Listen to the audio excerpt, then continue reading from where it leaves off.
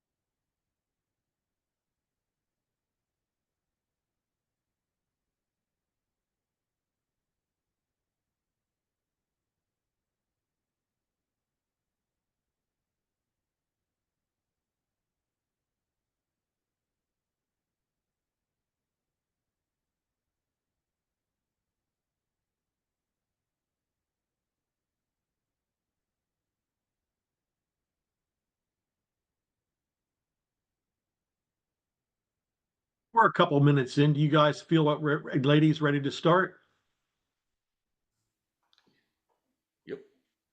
Okay. Well, my name is Chuck Evans with Lenders Cooperative, and my associate's David Tinsley, who runs our LSP teams, joining me today, along with Julie Middleton, who we're so excited about bringing the Ventures team on to the Lenders Cooperative family. We bring this webinar series 30 to noon to you every month, and the purpose is not to replace the training that Wayne and Rhonda do at NADCO, or certainly Jane and Tony do at Nagel, but to bring you subject matter experts in our industry that can help share best practices, information, and just it takes a village sometimes. So before we get started, I want to get the commercial out of the way. David, tell us a little bit about Lenders Cooperative to start. You bet. Thank you, Chuck. And as Chuck said, I'm David Tinsley. Lenders Cooperative, it's a technology firm. It was founded by a bunch of former bankers and technologists. And the goal is bringing sort of an end-to-end platform that lenders can use, especially focused on SBA lending, but not just limited there, commercial lending, C&I, kind of across the board. And of course, part of that partnership was greatly expanded with bringing ventures into part of this atmosphere that we're working with. And of course, we also have our lender service provider arm, which is a group that I lead, where we're focused on partnering with lenders to be able to get the loans completed. Well, thank you. And our newest part of the family, Julie Middleton, tell us a little bit about Ventures and what's coming. Chuck, thank you for that introduction, for putting me on the spot with no notice that I would be speaking. So I appreciate the opportunity to include our users in this conversation here. I think that's a great benefit. Awesome. Anytime they can learn more from some experts, that's great. On the venture side, we are just full steam ahead, trying to look at ways that we can improve our lenders' experience. And we're happy to be part of Lenders Cooperative, who happens to be in the forefront of technology, and excited to see some of the talk about AI and how that could be introduced in the process. So take it away. Thank you, Julie. We're excited to have you, Tom, David, the whole team. One of my friends, Len Morrissey, Morrissey Metcalfe, they're underwriters. They focus in the CDC industry, not entirely. Tell us a little bit about you, Len. Yeah, thanks, Chuck, and welcome, everybody. Yeah, we've been doing this for almost 6 years now. We help primarily CDCs underwrite their loans. So we help create that memo. We do the analysis of the financials, do the recommendation, review the environmentals and the appraisals if available. And yeah, we've been doing it. We've got a lot of people here that are our partners that we're already helping with, and we look forward to doing some more so. Awesome. And last but not least, Derek Ezovski. I got to see Derek at the NADCO conference talk about this very same topic, and I felt it was apropos to bring him on and kind of share some of the differences, especially with a lot of the CDC community that's joining us today. Welcome, Derek. Tell us a little bit about outsourced risk management solutions. Thanks, Chuck, and thanks to you and Lenders Cooperative for having me today. Yeah, outsourced risk management solutions, which is a very cumbersome name. So nicely we call it ORMS in the industry now, thankfully. So no, and I appreciate you saying that. Our companies, we do environmental risk management, but we're a little different than a typical phase one firm. We actually are an outsourced. I mean, I was joking about this earlier, but we're outsourced risk management. We are an outsourced environmental department for banks, for CDCs, really for anyone in the industry that needs assistance on the environmental review process. So our role within the industry is to really work as an advocate for users of the reports and to help manage them, sometimes order them, review them. And obviously with all the changes going on in the SBA, we've always been pretty well tied in with the SBA. I've been fortunate to be included in a lot of really great programs by NAGL and NADCO because we've really committed our time to learn what the SBA needs and really help our CDC clients and our S7A clients make sure that their guarantees are being protected by understanding the environmental reports. And obviously, and I'll talk about this during the program, but the SBA has changed the rules, so it's become even more critical that they have someone that can help review these reports and make sure that people are compliant with the SOP. A lot of people have the misconception that you do phase ones, phase twos, and environmental assessments. That's not true. That isn't. That's one of the things we've avoided doing, not because it's not important, but it's just not our model. And I always joke that, we're one of the few, and no offense to the environmental community, but we're one of the few environmental consultant communities, people that actually make less money the more we find because we have to get on a lot more phone calls and work with a lot more deals. And our goal is to really just help our clients get to the resolution, ideally a no further action, and move on. We love getting involved, getting in, getting out, and having people feel comfortable with what the environmental says, but also just moving on to the next deal. We don't make a lot of friends lingering, and nor do we make a lot of money from that matter. So we try to help and get out. Well, we'll turn it over to you, Derek. All right. Well, I appreciate that, and once again, thanks everyone for being on here. And Derek, do you mind? Can I interrupt for one quick second? Sure. To tell everybody, so we have a Q&A option here on the Zoom. So if you have any questions, I will be monitoring those as they come through. So if Derek says something, you're like, wait a minute, I don't understand. Please drop a question in. I'll bring that up as we're going, and then we'll make sure that we're answering those as we go through. And everyone's going to get a copy of the PowerPoint, so don't worry about taking notes. Great. Thank you very much. And yeah, and if as questions come up, feel free to interrupt. This is a better dialogue a lot of times than it is a presentation. So, so I'm happy to do that. So just obviously I was explaining, we do a lot of environmental review work for banks all over the country for different types of banks, but this is really going to be focused on the SBA. The folks on the phone are all very in tune with the SBA, how everything works. The environmental program, the SOP changed in April, now requiring folks that used to rely on the environmental consultants that were employed by SBA to review the reports. They're not there anymore. So the rules now have changed where anyone that wasn't a delegated lender has to do their own reviews, where they used to not have to do that before. So because of this, there's just been a lot of questions in the industry. And like I said earlier, ORMS has been involved in this program, in the SBA program for a long time. We've worked with CDCs and 7A lenders for over a decade, helping manage the process. For CDCs, we'd help package reviews and do mitigating factor reviews and things like that to make sure that they got approved, but always having the ability to send it to SBA to get their blessing. So a lot of folks didn't necessarily utilize someone like us because they could get the SBA to help them do that approval process. Well, that's not the case anymore. But by the same token, because of all the things we learned by submitting them on behalf of or in conjunction with our partners on the CDC side or GP lenders, we got the benefit of knowing what they approve and don't approve. And sometimes it's not as easy as it seems. It's not always as simple as what the report says is how they respond. So with 7A lenders, we've been helping them as well. So that's just sort of a background, but so the things have changed, and I'm going to try to go quickly through the process. And as you'll see, I'm a little bit of a cynic when it comes to what we do because I've been doing this for a long time, and I appreciate that environmental is a hurdle that needs to be done by all of you folks as well as other lenders, and no one wants to find out something's bad, but we do our best to try to make it as painless as possible. So one of the things that we've joked about is that we're usually the last thing ordered. Environmental usually is like everyone figures out if the deal's good, then orders an environmental, and then sets a closing for like a day later and hopes everything's good. And ideally it is okay, but God forbid you find something, all of a sudden the environmental is the reason for everything going south. So we're down in that little bottom part usually when we get it. So it took me a while to accept our position, but I've accepted it, and now we're trying to embrace it and try to be as good as we can on that bottom little tier there for the deals. But you get someone who gets a deal and you tell them you have to do environmental, and this could be a lot of different people, but it's not the best reaction. God forbid you find problems. People aren't very happy about those.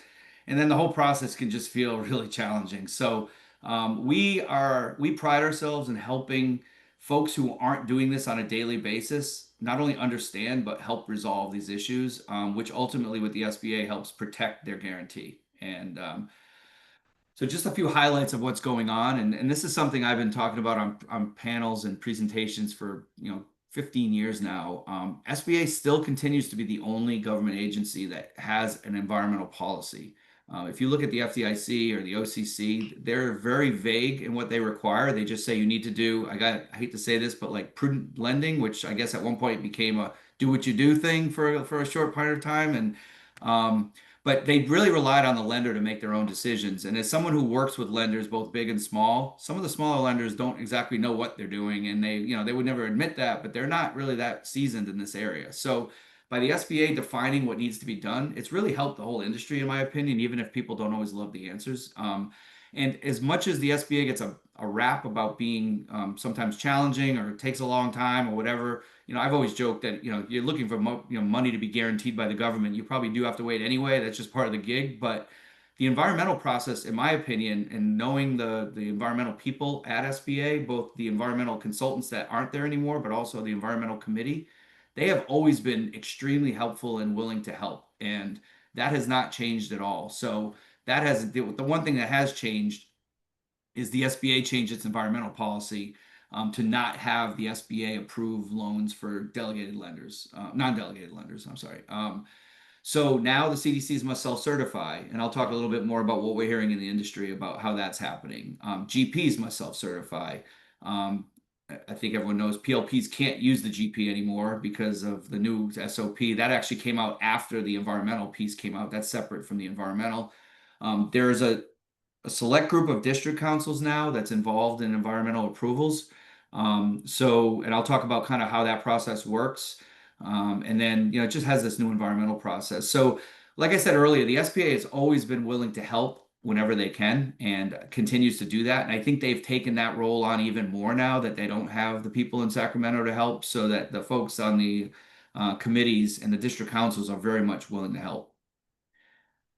A couple other things: you can close loans with contamination, but you got to do it correctly and you have to follow the rules and you have to position it the right way. And that's something we've been working with lenders, SBA lenders, for years and years about doing. It's not as simple as saying, we think it should be approved, so therefore take it. You have to put it in a very specific E5. It used to be the section G, and it's turned into E5, but you have to make sure that you position it correctly.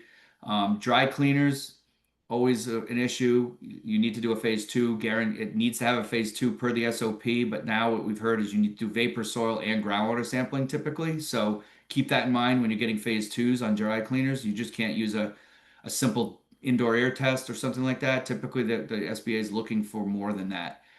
Gas stations, typically if you're older than 20 years old as a tank, we're usually seeing someone asking for a phase 2 or something like that. And then different states have different issues. Connecticut, Massachusetts, New Jersey, Ohio, Michigan, some others. I say this because you want to make sure the consultants that you're working with understand those areas, because here in Connecticut specifically, I live in Connecticut, we have a very unique program where people that do work that not from Connecticut aren't aware of. And we've seen a lot of situations where a state-specific program is not met, even if a property is clean or it comes back with an NFA or something like that. Some of the states require certain things to be done that you need to really know you have a local person there. And then I mentioned the mitigating factors. The best part, in my opinion, the best part about the policy that SBA has, two ways to do things, right? You've got either a phase one for high risk properties, or an RSRA can be used if it's not considered a high risk or a low risk property. Doesn't stop you from using a phase one whenever you want. You can always go up, but the RSRA is definitely something that's been used over the years for smaller, lower risk properties, and it continues to be used for that. And the RSRA is a simple database a desktop review. Doesn't require a site visit by an environmental professional. Includes a government database, historical records, and a high, elevated, or low risk. If it's low risk, and it's a low risk, typically you can move on. If it's high risk, you have to elevate it to a different level of due diligence. But I love the fact that it's two. We work with non-SBA lenders, and we use this policy as a guideline for those folks as well, because it's very intuitive. Selfishly, I wish the whole industry had something like this, because then you wouldn't have Bank A not requiring something and Bank B requiring something, and it would make this process so much simpler if it was this way, but then it hasn't happened yet. Derek, a quick question. Sure. Some of the third-party lenders, were they depending too much on the CDCs simply because the CDCs were submitting the environmentals to the SBA for approval? That's a great question. Actually, we've been seeing this a lot more now in the last couple months, because that was happening where anyone who was doing a 504 loan, that was the first, the TPL, a third-party lender, they would require that CDC approval, and that would sort of be their safety net. So now that approval technically has to come directly from the CDC. And we've had some third-party lenders, no offense to the CDCs out there, but most of them aren't environmental professionals, not necessarily relying solely on the fact that a CDC is self-certifying. So we've been working with them to help make sure that it does. And then, I'll talk about this a little bit. We have obviously gotten a lot more calls from CDCs over the last several months as well, just because the rules have changed. Quite honestly, we're all trying to figure out how to best serve the gap that exists now by not having the environmental people internally. And I've been learning, and our team has been learning just from conversations with CDCs, kind of what works, what doesn't, things like that. But that question, Chuck, has been a huge issue, because we have had situations where a CDC may have approved something and we reviewed it, and from our knowledge said, like, I don't know if that should have been approved, or they should have submitted one more document or something like that. So there is some conversations going there. And some angst. And Derek, you've got an issue potentially with a bank stopping the loan from going through right at the last minute, because they review it at closing and go, oh, you know what, the environmental's not good enough. So you want to avoid that as much as possible. That's a good point too, because some of the larger banks, have pretty sophisticated environmental departments that might be looking more than even the SBA is requiring at times. So that is a good point. So this all goes back to something I'll finish with, which is the earlier you can get out in this get in front of this process, the better. Don't hold back reports. Try to get them to as many people that need to be approving things as possible, as quickly as possible. So just real quick here, this is actually some of the slides we used at NADCO, and the rules really haven't changed. The SBA lender or CDC, they have to respond in ETRAN that the property complies with all environmental requirements, and that they must maintain the investigation reports on the file. So if you get a phase one done and it gets certified, whether it be internally, whether it be like someone like us, whether, however you're doing it, you have to let the SBA know it's approved, but then you also have to maintain those files in your own file as well. And, properties with no contamination, this is something that, I don't know how much, we will probably get too much detail here. A lot of this depends on the quality of the report you get. So you could have something that says no further action, but in the middle of the report have a whole discussion about something that maybe should have been discussed further. So make sure that your quote unquote clean reports are really clean. Now that's on you. So in the past, if you would have reported or sent in a no further action phase one that had some issues in it, the SBA would flag it. No one's doing that now. So make sure that the clean reports are in fact clean. If you do have contamination, like I said earlier, it doesn't mean you can't do the deal, but you just need to resolve it. And how do you resolve it? It can be a variety of different ways.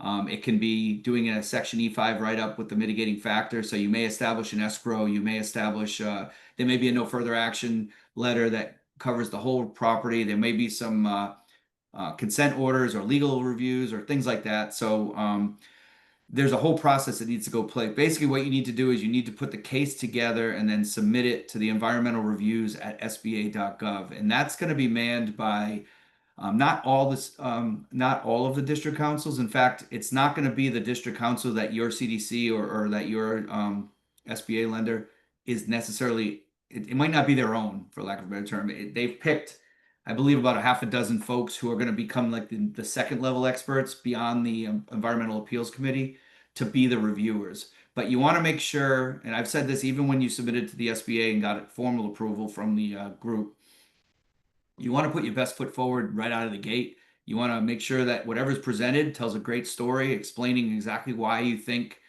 the report should be acceptable. If there is contamination, you want to go through the whole process. So it's very important, I believe, to get that done correctly up front.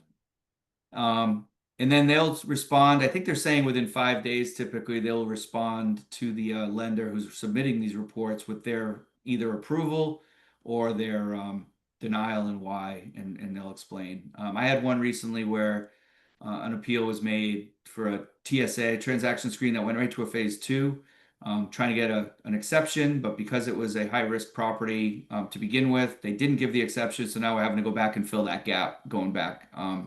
And then also when they submit the reviews, and this is done by the CDC or the GP lender, you need to put all these pieces: district office, loan number, all these things exactly the way they want them. So simple kind of process. If there's no contamination, then you just need to certify it and then keep the report in your file, and technically you're done. And then if you do have contamination, you need to do more investigation, get to the point where it's ready to submit, which sometimes takes some time. It isn't necessarily a direct thing. You may have to do a phase 2, you may have to do some cleanup, you may have to, whatever it is. Then you submit that and they will actually formally approve it within the district council area. Like I said, the no part of it's an area we've been seeing a lot of questions asked of us to make sure that whoever's saying it's certified is qualified to do so. And happy to talk more about that, or if there's any questions about how that would work. But real quick, what's the SBA's control for that if the certification's in error?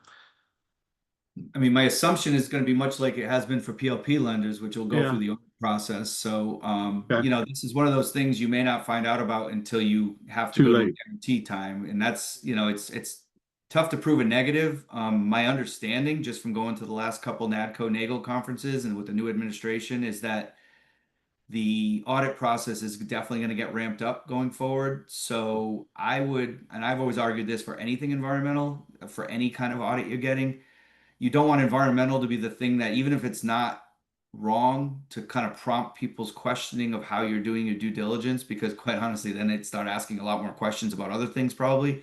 Yeah. So, but I think it's going to be, I hate to say this, but, you know, and obviously there's a little bit of a double-edged sword for what we do for a living, but it's probably going to happen when they start to look into the files, because otherwise who's looking, right? I mean, I joke, I have a running joke, which I think I might have said at the NADCO meeting, which is if this was still hard copy phase 1s and it said no further action on page 25, I could put a $100 bill on page 15 and no one would ever find it. I've heard that before. Yeah. No one is trying to dispel a no further action. Whereas if you have any further work, the questions that come out about the validity of why it is unbelievable. You know, so it's everyone's looking for clean. I mean, that's as simple as it. I just think that for the cost and time and everything, it's just worth having some sleep insurance to make sure you're doing it right. Yeah. Okay. Thanks. And then this was also from NADCO. This was more for the CDC side, but they recommended putting in this this little note in the bottom there that says that the CDC certifies the environmental report is in compliance with, you know, SOP 5010-8. We've worked with lots of CDCs throughout the country. Everyone's doing it sort of a different way, but I think ultimately what they want to have is something in the file that says I reviewed the report and I'm compliant. It's compliant with ASTM. It meets all the pieces that the SOP requires and no further actions required. I don't think that's necessarily being reviewed in that much detail by everyone. A lot of folks are saying they're relying on their phase 1, you know, vendors to with the reliance letters that should take care of it, and it may help. But, you know, like I said, you don't want to find out when things are going sour as to when. And the other part of it, when you might find out that it didn't get done right, is if these things start to go to liquidation or purchase. That's when Herndon gets involved, and Steve O'Leary's mentioned it. That's a lot of times when people find out that it wasn't done correctly is when they're going for purchase, and that's not also when you want to find that out. You know, best practices here. Continue using the checklist, include the E5 write-up if you have contamination, select which mitigating factors, state the conclusion, and then include as much as you can to use or to provide the best story possible. And I mean, one thing to keep in mind is the people that are now taking the role of reviewers are not environmental experts necessarily either. So the simpler you can keep it and the more you can explain the concerns to them, the more likely you're going to get an approval. Hey, Derek, You know, sorry to interrupt you. That go relates to ahead. the question that's by one of the uh, attendees. What qualifies a person to perform the certification? Yeah. That's a great question. And so Yeah. I think they mean from a CDC perspective, right? So whoever's doing what are your comments on that? I mean, I think they haven't provided a specific certification requirement. I would say it would most likely, it should be someone who's familiar with environmental, someone who's familiar with the process.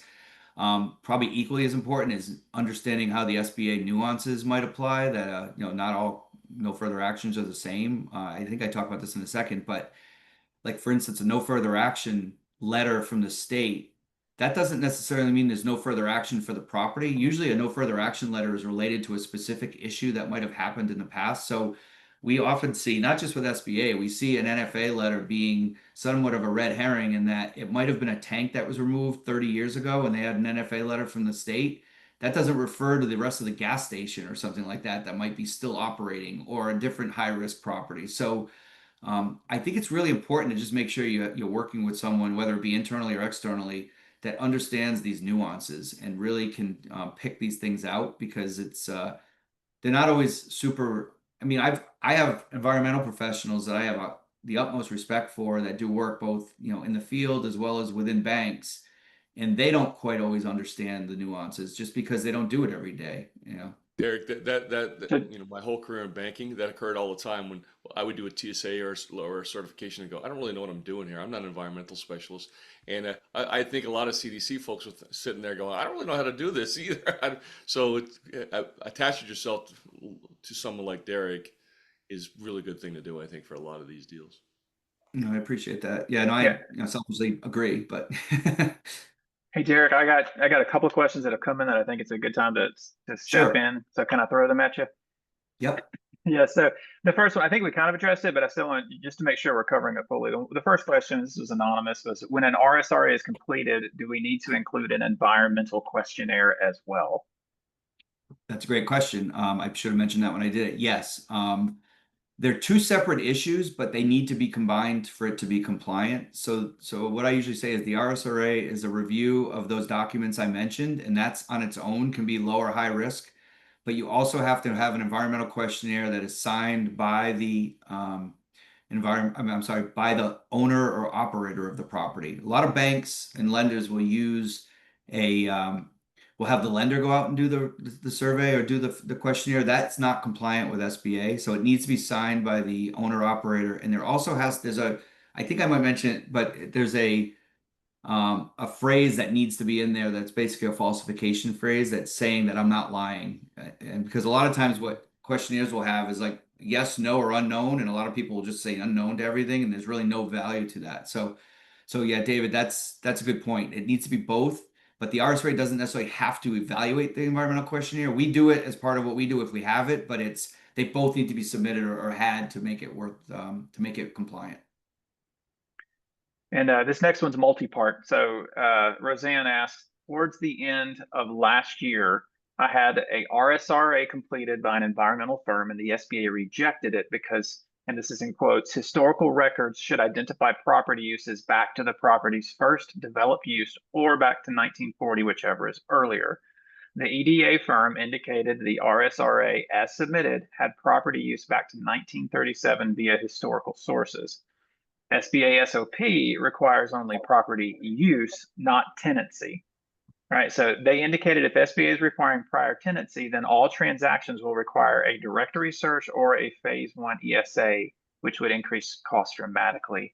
Can you confirm if tenancy is required within the RSRA or if property use is required? That's a good question. What they're looking for from the environmental professional is a statement if there is a gap, that they say that the gap does not affect the risk. So I don't believe tenancy is, I've not heard that before, to be honest with you. I've always heard it to be property use. So I'm not quite sure what the plan is there, what that mean, if that, I don't believe that's the case. I think it's more of a tenancy. I mean, I'm sorry, property use. Property use. Okay. And had a couple more come in while we started, so we're off to a roll. So if a section E5 is required, would that need to go to the district council for approval? The reason I ask is we've had a couple of reports with closure letters, and district has responded that since the report concludes no further investigation, that we as the CDC can sign. So that's another good point. So if you have a situation where there's a phase 2 required and you find contamination and then you resolve it and it's gone and there's nothing further that needs to be done, then that in effect is a clean property at that point. So it doesn't necessarily mean just a phase 1. I mean, if you spend the time and effort and the dollars to go and clean up the property, then for sure that can be something that is just kept in within your own file, because there's no E5 required if there's no further work that needs to be done. All right. And then another question was, with a phase 1, we get a reliance letter and their insurance. What can we do to mitigate the risk of using an RSRA? Do we then take that risk? If so, why not just do a phase 1? RSRAs have never required a reliance letter. They still don't. That's the whole point of it.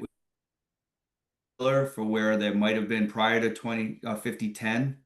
Back in 2008, there used to be a very arbitrary level of due diligence that could be used. Some people could do a questionnaire and some people could do a phase 1. So the RSRA is not required to do that.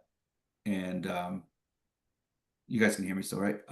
So yeah, the phase 1, I mean, the RSRA does not require a reliance letter. So to get reliance, that's not been a big issue. I mean, one other thing that should be noted too is even on a phase 1, if you have a reliance letter, well, it's always good to have the name of your firm, whoever, or your bank on that phase 1. The reliance letter supersedes a lot of cases what the report itself says, because that's really the legal document that people are using. Okay. Some great questions. Thank you, Derek. That was good. Yeah. But I think one of the things I just want to mention is the tenancy versus occupancy. There is benefit to having that, so I wouldn't say you shouldn't do it. I mean, I think that the best you want to find out and I don't know exactly what the cost increase would be, but typically you can find those. I just want to clarify that first question is you need to make your best effort to find what was there, because property use, if it's a dry cleaner, that's really important, so you want to make sure. So I'm not sure what the differential between property use versus tenancy. It sounds like it's the name of the tenant. I think it's really meant to be the property use and what the issues are there. So happy to follow up with whoever asked that too, if there's any benefit to doing that. Well, Derek, is there a difference between the tenancy and occupancy? It's really just designed to figure out like who is there. When you do a historical research, and ASTM defines this, that's why it's important to understand the ASTM standards, which I would hope not many people know, because it's boring and it's probably not something that you really want to know if you don't have to. But this is where having the understanding, and this is where we used to see some screen outs happen, like happened in December, where most folks that are doing this on their own wouldn't know that. And I probably, like I said, I probably have a better answer with a little more research with my team here. But I will say that having the knowledge of if it was a gas station or a dry cleaner, I'm not sure it needs to be said it was, Susie's or Bill's dry cleaner. Right. I think it's just the fact that it was a dry cleaner would be an alarm, Yeah, I think I swear I wondered, is there a difference between it's been a dry cleaner, but it said abandoned for 6 years, and then it was, and then an occupant was there again. I wonder, is that perhaps, is that a greater concern or different concern versus them actively using a property? Versus having an aerial photo that just says there was a building there, commercial building, without any of that. I mean, that's where I almost kind of need to know a little bit more about what happened, what the details were. But I do think that the intent is to find out what was being done there if possible. Yeah. And if you can't, there needs to be a definitive statement in the RSRA that says we only went back to 1955, but everything we know it was vacant land, so therefore there's no gap, or something along those lines. There's a much more technical term that people aren't interested in hearing right now. So So the mitigating factors, just going to bust through this real quick. Indemnification, the ones that we see the most of, there's no further action, like I said, can be a little dangerous because it doesn't necessarily mean the whole property is clean. It just means that something has been provided. But also what it can mean is some states will offer no further action letters because they feel like even though there's still elevated levels of contamination, that there's it's not a human risk. So they're going to allow you to close the property. But that's not an NFA like you get from a clean NFA. That's an NFA with conditions, and those need E5 write-ups. And they need to be submitted and approved. Even if they seem simple, if you don't submit them with that, you're technically not following the SOP. Cleanup funds, escrow accounts are very popular. One of the things with escrow accounts is you need to make sure the escrow is a definitive number. You can't have a phase 1 and say, all right, we have to do a phase 2 that's going to cost $12,000. We don't think we're going to find anything, but if we do, maybe it'll be another 10. So we're going to do an escrow at $25,000 without any data. That's not acceptable. You have to know what you're doing. And then groundwater coming from another site is another one, but it also, you still need to make sure, even though it's coming from a different property, you still need to make sure that your property itself is not, the people in the property are not affected. So if you have a dry cleaner next door that's contaminating your property, I get this question all the time. You're not liable necessarily for that contamination, but you do have to make sure your property is safe to inhabit or to work in. So it stinks that you're not the one responsible, but you still need to make sure your people are okay. Couple just things to look for. Make sure the reliance letters and insurance are included. Questionnaires must be signed by owner operators. Make sure the recommendation is clear. A lot of times what we see is phase 1s that'll say there's no RECs or CRECs or HRECs, but they don't finish the thing by saying nothing further is required. And that is a much better report to say to have the environmental professional come out and specifically say nothing's required is much more meaningful than just saying we didn't find any RECs or CRECs or anything like that. Historical issues, David, you just mentioned that Sanborn maps and city directories give you a lot of data for that type of work, for those types of uses. NFA letters, beware, just make sure that they're actually NFA for the whole property and not just for one issue. And then I mentioned that the vapors, and honestly, one of the other things that maybe isn't so much for the SBA, but we talk about this with small businesses all the time. Having contamination under your property, even if it's not your fault and not your responsibility, it provides or presents a marketing risk going forward too. So as a purchaser of a property, even though you may not need to clean it and spend your own dollars, if the neighbor doesn't decide to clean it and it lingers around for the next 10 years, someone else is probably going to be asking a question about that 10 years from now. So resolving any of these issues up front is such a big deal. And it's nice on the 504 side because most of the time, other than refis, these are transactional situations where you would hope that the buyer of a property would be a little more interested in finding out that there's a problem there and getting rid of it before they buy it. Some of the other, when you have an existing property that's being refinanced, that's a little trickier to talk about because it can be a little, people don't want to know what they already own. If you own a property, you don't really want to know there's a problem after you've already decided to buy it. So that could be a little trickier. Vapor issues. Some of the things we've seen is, hey, I got this phase 1 from 5 years ago or 8 years ago that was clean. Why is it not clean anymore? And it's like, well, there's one thing that's changed, and vapor issues are an issue. It used to be if the soil and groundwater weren't accessible, you didn't have to deal with it. Now you have to deal with it if it's a vaporous thing. Phase 2s, you need to make sure that they're completed correctly, that they test all the proper media. I said the NFA, same thing. When we work with folks, we try to not only help the bank or the CDC, but we also can help with the borrower and the other folks that are involved to explain, or a seller even for that matter, to explain that, we're not here to make problems. We're just trying to help you. And as a small business purchaser, why wouldn't you want to know, that there's a problem there? And sometimes they don't need to hear it from you or even from an environmental consultant, but because we don't get involved in the process, sometimes it's a nice way to have that conversation. So let's see. I just want to. Another thing to keep in mind when you do a phase 2, no one wants to hear this, but when you get a phase 1 and phase 2 is recommended, everyone's upset. You get those looks like I showed at the beginning of the presentation. Make sure whoever is managing the process, make sure the phase 2 is compliant with that is addressing all the issues on a phase 1. One of the things we see happen a lot is A phase one recommends a phase two. The phase one consultant provides a proposal. Let's say it's $15,000 and the borrower finds one of his friends who can do it for $5,000 and wants to use them. Everyone goes forward, comes back with nothing, but they missed two of the four things that the first consultant mentioned. And even if the phase two consultant has a legitimate reason why they think it's too much, whatever the phase one that you're relying on says, you need to address or get an exception to. You can't just have someone else come in and say, we think that's overzealous. When we work with consultants, we'll go back to them and try to get them to change their phase one so that if there's three things and we think only two should be an issue, that one of those things gets resolved within the phase one so that you're not, finding a gap. And then make sure that phase two is reviewed because you want to make sure that you don't have elevated levels. Sometimes you can get numbers that are higher than cleanup standards, but that they'll say, oh, because of a risk that they're going to offset the concern, and that might be fine, except you definitely need to do an E5 at that point too if you have elevated contamination. One of the other things we see a lot of is childcare facilities. A few years back, the SBA put together a much more robust lead paint study test requirement, which now requires every piece of media at a property, every drinking water area, whether it be an outside spigot, like drink from like when we were kids, to the inside faucets, lead paint, soil around the buildings. All of that needs to be done correctly. Once again, that's a whole conversation unto itself. Happy to explain that if anyone needs any. Dry cleaners, you need to do a phase one and a phase two no matter what.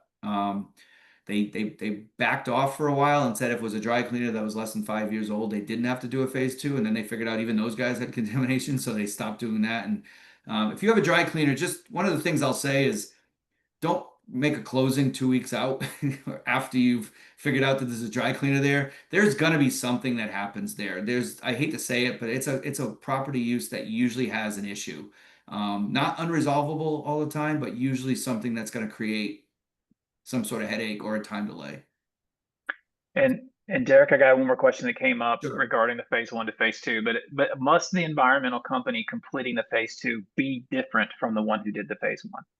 No, absolutely not. That's something that some banks and some lenders will do because, and quite honestly, I might say this to some of our clients or potential clients that we don't do the work because that's sometimes what people think is that a phase one consultant might have a inherent interest to find problems so that they can get the phase two and get the additional money. We don't work in that space at all. However, we do have services where we actually hire third-party consultants on behalf of our bankers and our SBA lenders, and then we do a review of them, and we get phase two proposals from the same company that did the phase one because we feel with us reviewing it and making sure it's reasonable, it keeps the process moving faster. So that's not a requirement. In fact, there's nothing, especially in SBA, but in general, you can use whoever you want, but I do know that there's some banks that don't use the same firm because they feel like there might be a conflict of interest. Gas stations, not only do you need to make sure they're clean or that there's no issues there, you also have to have a definitive statement in the phase one that says that everything's up to speed, that the equipment's up to is up to code, that all the regulations are met. So not just is it dirty or not, but is the equipment being tested correctly? Are you getting your certifications? Is it in full compliance? And there needs to be a statement within the phase one that says that. That's something I could see maybe causing some problems in the long term because I think there's a lot of phase ones that don't include that. And as you mentioned earlier, Chuck, the only time that's going to come up is probably when it goes to a point where someone needs to review it. And God forbid you go go for your guarantee and all of a sudden you realize the property's been out of compliance for 10 years. And even though there was no phase one, phase two requirement, there was leaks because the compliance wasn't being done and things like that. So just make sure you get those done that way. So Derek, I got two more kind of around Sure. that. The first question was, can you go right to a phase two with a dry cleaner? You see, that's also another question that's asked a lot. See, the phase one, the whole point of the phase one, well, quick question, answer no. The phase one is geared to figure out where the potential problems could be. So the phase one would point to the areas that could potentially be an issue. So this comes up in a lot of cases where, I know there's a tank there, so I'm just going to go take a phase two or take the tank out and not do the phase one. Well, there might have been 3 other tanks on the other side that you only would have found out by doing the phase one. What you can do, and what we see happening, and this happens kind of ties into the last question you just mentioned. If you know you're going to need a phase 2, you can tell the consultant doing the work, hey, listen, we need a phase 1 to start with, but we know we need a phase 2. So one of the things that causes problems in a lot of cases is just timing.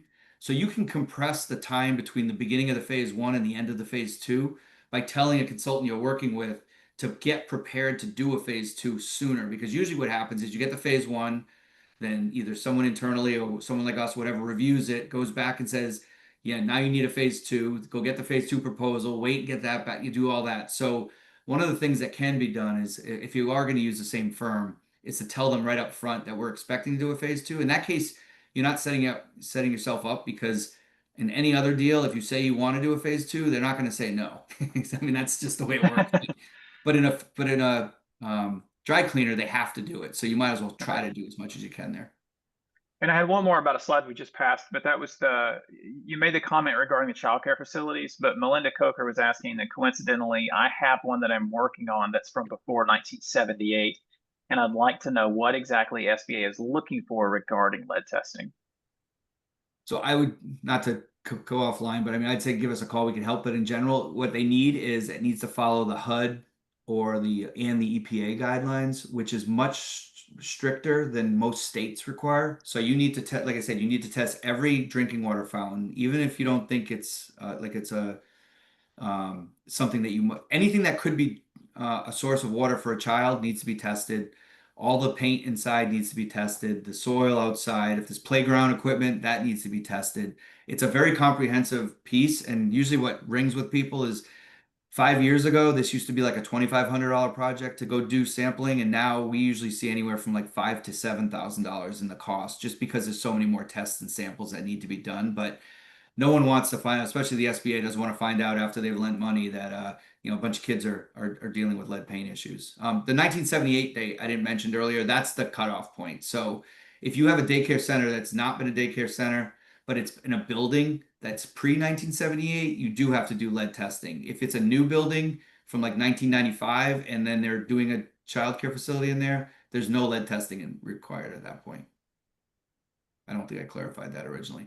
The appeals process, I mean, it helps to know how to deal with it, but it's a very simple process. We do appeals for our clients all the time. Once again, tell the story, tell a great story, tell why it makes sense. Don't just say we didn't like the answer the phase 1 consultant gave us, so we want you to tell us it's okay, even though they said no. You need to really walk someone down that path. And then just some errors that we've seen, making sure the reliance letter is current. There's a new SOP out there as of the beginning of this month. So there's a new reliance letter that says 8 on the bottom instead of 7.1. Use that whenever you can. Make sure your new reports that are coming in are compliant and they say SOP 5010-8, going forward. There's usually a grace period for the SBA to allow some overlap when there's a new SOP, but why not start now if you can? And usually it's just a matter of talking to your consultants to tell them, make sure that these reports come in with the new SOP. Make sure the E5 is submitted. Like I said earlier, we've seen people say, well, we think it's fine, so we're not going to submit it. You're not in compliance if that's the case. It may not even be a big deal, but you're not in compliance. Use the SOP mitigating factors. One other thing that's changed to keep in mind too is that collateral, that's additional collateral being used, used to be able to go without having an environmental due diligence done on it. That's changed now. So you have to do environmental due diligence on it pursuant to the SOP. And then just to finish up, I know we're going a little long here. Okay. Start the process as early as possible. Try to get out in front of it. Get it behind everyone as fast as possible. There's nothing better than having this resolved and being done with it and not having it come back and rear its head. Try not to let borrowers control due diligence, only because the SBA requires things to be very specific. And if you can manage it yourselves and make sure you have a consultant that understands SBA and that does things the right way, it makes a lot more sense. Also, try to collect as many old reports that you might have. And then, like I said earlier, the gas stations dry cleaners are they can be challenging. So just keep in mind of that. And just make sure there's a process in place. Like I said earlier at the beginning, whether it's internally, whether it's utilizing someone like us, just make sure you have a process that's not just a checking off saying the last page says no further action, we're good to go, or something in between there. And I joke about this. In fact, this has even become a conversation about our products. But the environmental process in general is how much and how long. And as what we do, we love telling people it's 0 and 0 and good riddance. We'll see you at the next deal. But in general, your consultant should be telling you, how much and how long. Recently, we've been getting calls from CDCs asking, how much of your reports that you do and how long is it going to take you to get them. And I think the SBA used to take like 4 or 5 days, 3 or 4 days to get responses. But basically, I think everyone's expectations have gone differently since they've called us to ask, like, can you do these overnight? And so we're kind of managing as a company, trying to figure out what the sweet spot is as far as doing that. But Yes, and two that's more all. for you, Derek, that dropped Sure. here right at the end. So one of the questions is, I have a deal that is a dry cleaners. However, the subject property was just a drop-off pickup location. The actual cleaning was done in an off-site plant. While we are prepared to complete the phase 2, would this be a situation where we might be able to avoid the phase 2 due to the use of the property versus the business makes? Yeah, and that's a tricky one because it depends how old it is. If it's in the 60s and someone thinks that they remember it used to be a dry cleaning, drop-off facility, that can be tricky because everyone's got their own reasons why they want it to be a drop-off facility. If it's something that was 10 years ago and there's actual documentation and someone's there and you can interview someone who had specific knowledge of the property, those are usually areas where you can get a better, and to the point where you don't even have to do an appeal sometimes. Sometimes you can go back to your environmental consultant and have them talk to this person who has legitimate reasons to say it was a drop off only.